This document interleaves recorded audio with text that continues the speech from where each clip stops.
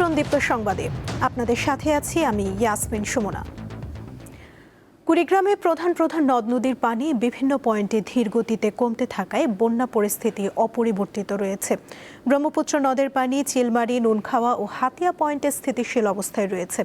বন্যার পানিতে নিমজ্জিত হয়ে পড়েছে নদ নদী তীরবর্তী চর ও নিম্নাঞ্চলের বসতবাড়ি, কাঁচা সড়ক, বীজতলা, পাট সহ মৌসুমি ফসলের ক্ষেত। তবে পানি কমতে থাকায় নদ নদীর বিভিন্ন পয়েন্টে শুরু হয়েছে ভাঙন। এছাড়া করতোয়া ও ঘাঘট নদীর পানি কিছুটা বৃদ্ধি পেয়েছে। তবে কখনো পানি বৃদ্ধি ও কমার কারণে নদীর তীরবর্তী এলাকার প্রায় 20টি জায়গায় দেখা দিয়েছে তীব্র নদী ভাঙন। এদিকে নওগাঁর প্রধান দুটি নদীর পানি তৃতীয়বারের মতো বাড়তে শুরু করেছে। গত 24 ঘন্টায় আত্রাই নদীর পানি মহাদেবপুর পয়েন্টে 11 সেন্টিমিটার ও আত্রাই রেলওয়ে স্টেশন পয়েন্টে 4 সেন্টিমিটার বৃদ্ধি পেয়েছে। উজান থেকে নেমে আসা পাহাড়ি ঢল আর ভারী বৃষ্টিপাতে সিরাজগঞ্জে যমুনা নদীর পানি বৃদ্ধি অব্যাহত রয়েছে। সেই সাথে বাড়ছে করতোয়া ও হুড়াসাগর সহ অভ্যন্তরীণ নদ নদীর পানিও।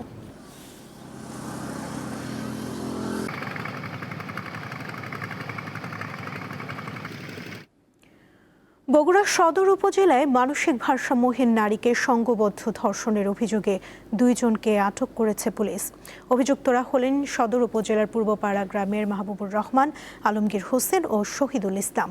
ঘটনা প্রকাশ পেলে গতকাল স্থানীয়রা আলমগীর ও শহীদুলকে আটক করে পুলিশে দেয়।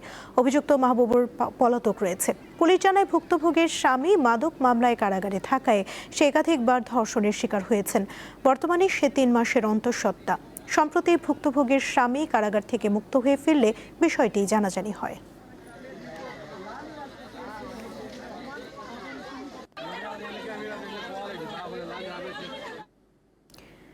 রাজধানীর সোহরাওয়ার্দী মেডিকেল কলেজ ও হাসপাতালে চিকিৎসা নিতে এসে নানা ভোগান্তির অভিযোগ করেছেন রোগী ও তাদের স্বজনেরা। এর মধ্যে ওষুধ কোম্পানির প্রতিনিধিদের দৌরাত্ম্য, চিকিৎসকের সিরিয়াল পাওয়া সহ প্রতিটি পদে পদে নাজেহাল হতে হচ্ছে সেবা প্রার্থীদের। হাসপাতাল কর্তৃপক্ষ জানান এসব সমস্যা কাটিয়ে ওঠার চেষ্টা চলছে। এটি সোহরাওয়ার্দী মেডিকেল কলেজ ও হাসপাতাল, রাজধানীর সরকারি বড় হাসপাতালগুলোর মধ্যে অন্যতম একটি হাসপাতাল। এই হাসপাতালে প্রতিদিন বিভিন্ন জায়গা থেকে কয়েক হাজার মানুষ আসেন সেবা নিতে, কিন্তু সেবা নিতে এসেই নানা ধরনের দুর্ভোগের কথা জানিয়েছেন তারা। এর মধ্যে অন্যতম দালালের দৌরাত্ম্য, ওষুধ কোম্পানির লোকেদের দৌরাত্ম্য, শয্যা না পাওয়া এবং অর্থের বিনিময়ে সেবা ও শয্যা পাওয়ার মতো গুরুতর অভিযোগ করেছেন রোগীরা। অভিযোগ, একটা রুগী ডাক্তারের কাছে ঢোকার আগে 3 জন যদি ডাক্তার কোম্পানির লোক ঢুকে থাকে, ওই ডাক্তার ওই রুগী দেখে না, ওনাদেরকে মূল্যায়ন করে বেশি। কারণ কি, ওনাদের কাছ থেকে প্যাকেটটা পায়, এই প্যাকেটের মূল্যায়ন করে, রুগীর মূল্যায়ন হয় না। এখানে এসে আপনার টিকিট কাউন্টারে টিকিট কাটতে গেলে অর্ধেক বেলা চলে যায়। তারপরে ডাক্তারের কাছে গেলে ওখানে সিরিয়াল দিতে গেলে ওই সিরিয়াল পর্যন্ত যাইতে যাইতে দেখা একটা সময় পার হয়ে যায়। মঙ্গলবার দীপ্ত সংবাদের টিমকে পেয়ে রোগীরা যেন ক্ষোভ উগরে দেন।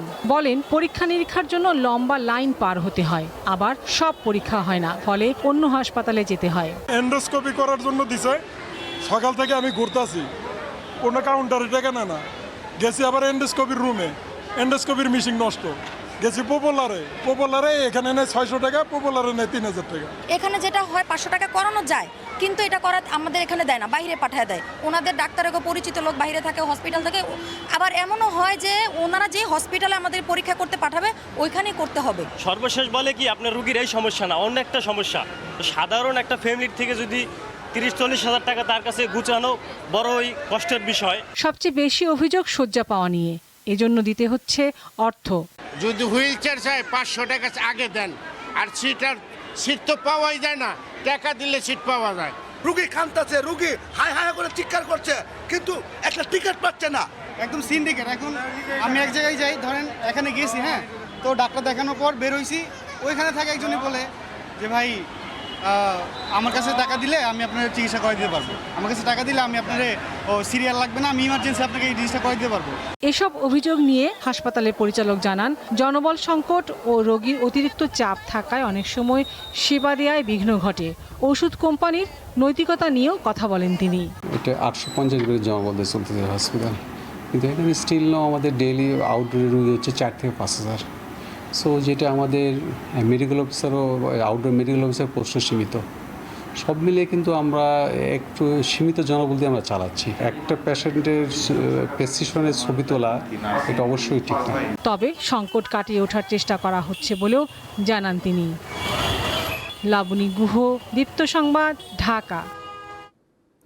ভোলা সদর উপজেলার চরসামাইয়া ইউনিয়ন একসময় এই জনপদের জীবন জীবিকা ছিল নদী কেন্দ্রিক, কিন্তু সেখানে এখন সর্বত্র মাছ চাষ করছেন স্থানীয়রা, ফলে ঘটছে নীরব বিপ্লব।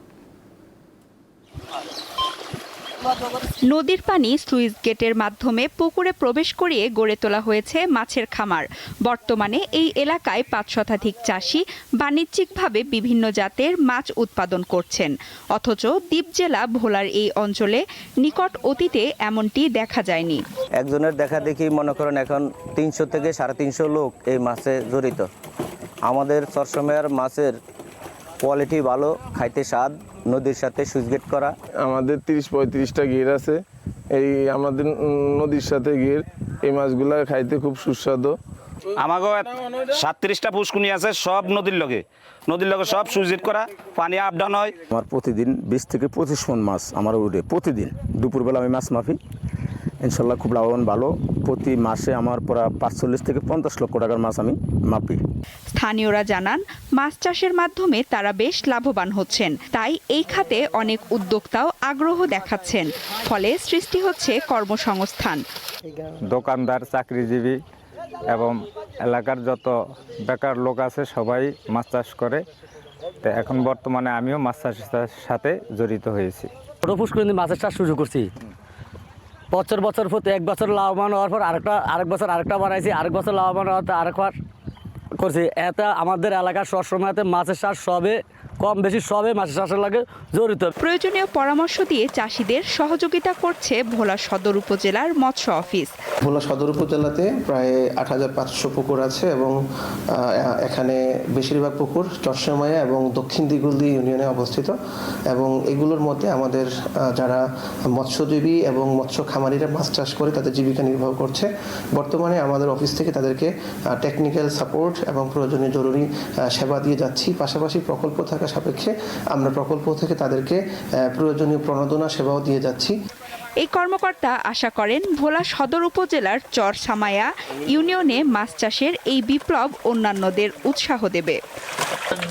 সঞ্জিদা স্নিগ্ধা, দীপ্ত, বার্তা কক্ষ। ইলেকট্রনিক্স ও প্রযুক্তি পণ্য প্রস্তুতকারী প্রতিষ্ঠান Walton SDG brand champion awards 2026-এ 3টি ক্যাটাগরিতে পুরস্কার জিতেছে। গত শনিবার সন্ধ্যায় রাজধানীর একটি হোটেলে ওয়ালটনের হাতে এই পুরস্কার তুলে দেওয়া হয়। সাস্টেইনেবল ব্র্যান্ড ইনিশিয়েটিভ ও বাংলাদেশ ব্র্যান্ড ফোরামের সহযোগিতায় এবং বাংলাদেশ ইনোভেশন কনক্লেভের উদ্যোগে এই পুরস্কার বিতরণী অনুষ্ঠানের আয়োজন করা হয়। টেকসই নেট জিরো ইনিশিয়েটিভ এবং এনার্জি এফিসিয়েন্সি প্রোগ্রামের জন্য সাশ্রয়ী ও ক্লিন এনার্জি ক্যাটাগরিতে ওয়ালটন এই পুরস্কার অর্জন করেছে। পাশাপাশি উৎপাদন প্রক্রিয়ায় টেকসই সবুজ প্রযুক্তি ব্যবহার এবং জলবায়ু সুরক্ষায় বিশেষ অবদানের স্বীকৃতি স্বরূপ জলবায়ু ও পরিবেশ ক্যাটাগরিতেও ওয়ালটনকে এই পুরস্কার দেওয়া হয়। এছাড়া সামগ্রিকভাবে পরিবেশ বান্ধব ও টেকসই পণ্য উৎপাদনের জন্য বর্ষসেরা সবচেয়ে টেকসই ইলেকট্রনিক পণ্য প্রস্তুতকারী প্রতিষ্ঠান ক্যাটাগরিতেও সেরার পুরস্কার পেয়েছে ওয়ালটন।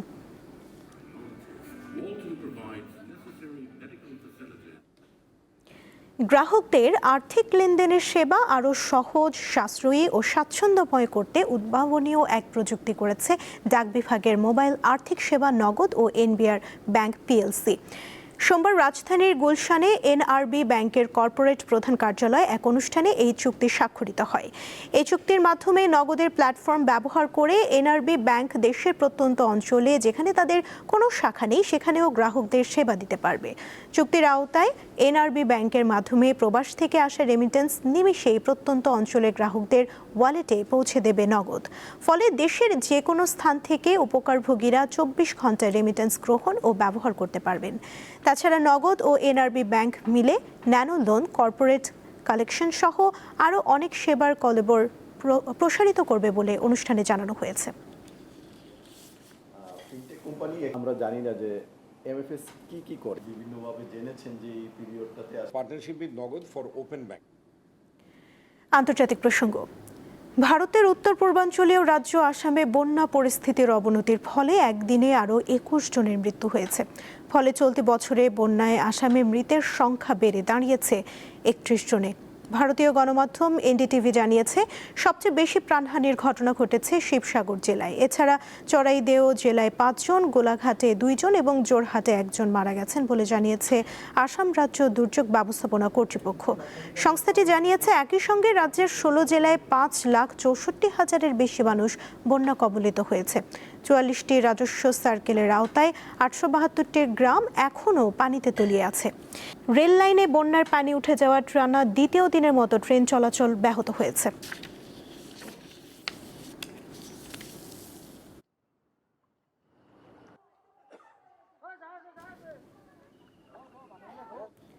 ইরানে টানা ১১তম দিনের মতো হামলা চালিয়েছে যুক্তরাষ্ট্র।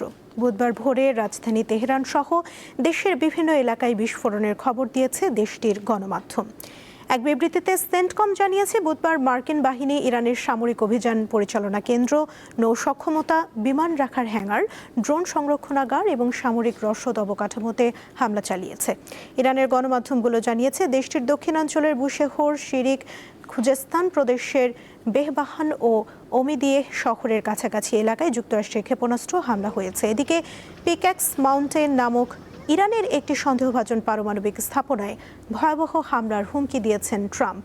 এতে করে উপসাগরীয় অঞ্চলে যুদ্ধের পরিধি আরও বাড়বে বলে হুঁশিয়ারি দিয়েছে তেহরান। অন্যদিকে দুই দেশের যুদ্ধবিরতি কার্যকর করতে পাকিস্তান মধ্যস্থতার চেষ্টা চালালেও নতুন কোনো সমঝোতার ইঙ্গিত মেলেনি বলে জানিয়েছে পাকিস্তানি গণমাধ্যম।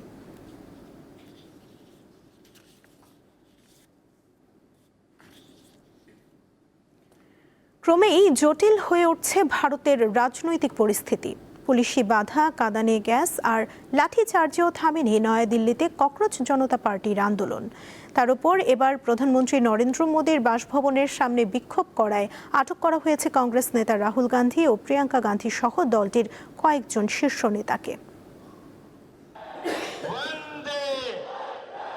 ভারতের রাজধানী নয়াদিল্লিতে পুলিশের সঙ্গে সংঘর্ষের পর আপাতত সংসদ অভিমুখে পদযাত্রা কর্মসূচি স্থগিত করেছে ককরোচ জনতা পার্টি সিজেপি। তবে আন্দোলন অব্যাহত থাকবে বলে জানান সংগঠনটির নেতারা। আবারও যন্তর মন্তরে ফিরে গিয়ে অবস্থান কর্মসূচি শুরু করেন সমর্থকরা। সেখানে তাদের অনির্দিষ্টকালের অবস্থান অব্যাহত রয়েছে। আন্দোলনকারীরা বলছেন শিক্ষামন্ত্রী ধর্মেন্দ্র প্রধানের পদত্যাগ, প্রশ্নফাঁস কেলেঙ্কারির নিরপেক্ষ তদন্ত ও দায়ীদের জবাবদিহি নিশ্চিত করা, সোনাম ওয়াংচুকের মুক্তি এবং বেকারত্ব সহ তরুণদের বিভিন্ন সংকট সমাধানে কার্যকর পদক্ষেপ নেওয়ার দাবিতে তাদের আন্দোলন চলবে। এমন অবস্থায় প্রথমবারের মতো এ বিষয়ে মুখ খুলেছেন প্রধানমন্ত্রী নরেন্দ্র মোদী। তিনি প্রশ্ন ফাঁস মুক্ত ও নির্ভুল পরীক্ষা ব্যবস্থা গড়ে তোলার আহ্বান জানিয়েছেন। তবে মোদীর বক্তব্যে আন্দোলনের দাবির বিষয়ে কোনো প্রতিফলন নেই। আন্দোলনের প্রতি সমর্থন আরও জোরালো করেছে বিরোধী দলগুলো। রাহুল গান্ধী সহ কংগ্রেসের শীর্ষ নেতারা বিক্ষোভকারীদের সঙ্গে সংহতি প্রকাশ করে কর্মসূচিতে অংশ নিয়েছেন। ধর্নায় বসেছেন মোদীর বাসার সামনেই। বিক্ষোভকারীদের বিরুদ্ধে কাঁদানে গ্যাস ও লাঠি পেটার ঘটনায় উদ্বেগ প্রকাশ করেছে আন্তর্জাতিক মানবাধিকার সংস্থা অ্যামনেস্টি ইন্টারন্যাশনাল। শান্তিপূর্ণ বিক্ষোভের অধিকার নিশ্চিত করার আহ্বান জানিয়েছে সংস্থাটি। সাইফুর রহমান শিশির, দীপ্ত বার্তাকক্ষ। এবারে খেলার খবর। প্রতিটি সরকার ক্রীড়াঙ্গনকে রাজনীতিমুক্ত রাখার ঘোষণা দিলেও বাস্তব চিত্র সম্পূর্ণ উল্টো। বর্তমানে ২৭টি ফেডারেশন চলছে অ্যাডহক কমিটি দিয়ে। অভিযোগ রয়েছে এদের অনেকে সরকারের ঘনিষ্ঠ, আবার কেউ কেউ গণঅভ্যুত্থানে ক্ষমতাচ্যুত আওয়ামী লীগের দোসর। তাতে প্রশ্ন উঠছে খেলাধুলার সত্যিকারের উন্নতি নিয়ে। বর্তমান সরকার দায়িত্ব নেওয়ার পর দেশে ক্রীড়াঙ্গনে বড় ধরনের রদবদল আসে। প্রথম দফায় একসঙ্গে ২৭টি ফেডারেশনের কমিটি ভেঙে গঠন করা হয় নতুন অ্যাডহক কমিটি। এর আগে আরেক দফায় রদবদল হয় অন্তর্বর্তী সরকারের সময়।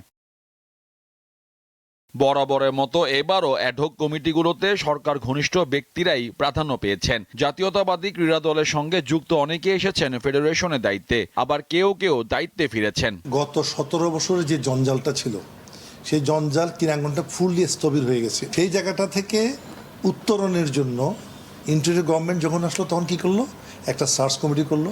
সার্চ কমিটি করে কিছু লোককে বের করে এনে ক্রীড়াঙ্গনটাকে তাদের হাতে দিয়ে দেওয়া হলো। পুরা একদম ড্যামেজ। আমি যদি আমার ফেডারেশনকে ধরি, আমার ফেডারেশন আমি কিছু পাইনি দায়িত্ব নেওয়ার পর। এরকম অনেক ফেডারেশনে এসে ওরা অ্যাকাউন্ট পায় নাই, কিছু পায় নাই, জিরো থেকে আবার শুরু করতে হয়েছে। বড় অভিযোগ রয়েছে নতুন কমিটিতে স্থান পেয়েছেন আওয়ামী লীগ সরকারের সময় অনেক ব্যক্তিত্ব, আবার বাদ পড়েছেন সফলরাও। আমরা কাবাতে যখন মালদ্বীপে যাই এবং ফার্স্ট টাইম ইন বাংলাদেশ যে প্রথম একটা পদক অর্জন করি আমার মানে ম্যানেজার হিসাবে, অ্যাডহক কমিটি আবার নতুন করে হয়েছে, এটা কোন বিচারে হয়েছে সেটা আমি জানি না। এটাকে নির্দিষ্ট একটা কমিটি গঠন করা হয়েছিল, সেই কমিটি অ্যাডহক কমিটি করেছে এবং এই অ্যাডহক কমিটিতে হয়তো বা আমি নেই, মানে আমার নামটা নেই। কেন নেই সেটার বিচার বিশ্লেষণ আপনারাই করবেন, যে আসলে আমি সফল একজন সংগঠক কিংবা ম্যানেজার দায়িত্ব পালন করার পরও আমি এই কমিটিতে কেন নেই। অন্তর্বর্তী সরকারের কমিটিগুলোকে জাতীয় ক্রীড়া পরিষদ দ্রুত নির্বাচন আয়োজনের নির্দেশ দিলেও নানা জটিলতায় সেই নির্বাচন আলোর মুখ দেখেনি। বর্তমান সরকারেরও নির্বাচনের বিষয়ে সুনির্দিষ্ট নির্দেশনা রয়েছে। তাতে প্রশ্ন উঠেছে, মাত্র 3 মাসের মধ্যে নির্বাচন আয়োজনের জন্য এত বিশাল আকৃতির অ্যাডহক কমিটি গঠনের আদৌ প্রয়োজন ছিল কিনা। যে অ্যাডহক কমিটিগুলো আছে বর্তমানে, সেগুলো অলরেডি 1 বছর অধিক হয়ে যাওয়ায় সো তার নির্বাচনে কোনো কার্যক্রম বা পদক্ষেপ নেয়নি।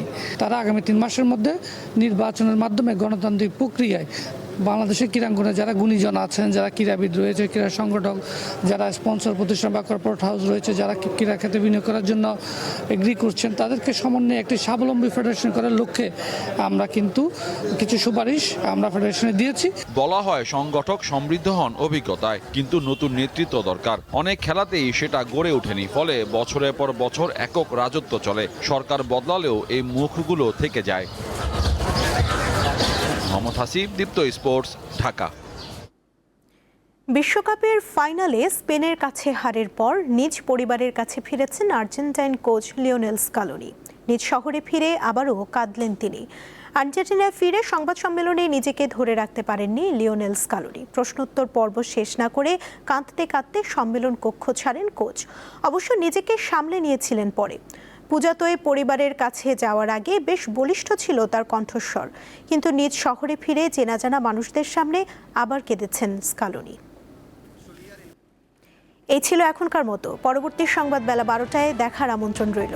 এছাড়া আরও তথ্য পেতে যুক্ত থাকুন দীপ্ত ডিজিটাল প্ল্যাটফর্মের সাথে। ধন্যবাদ সবাইকে।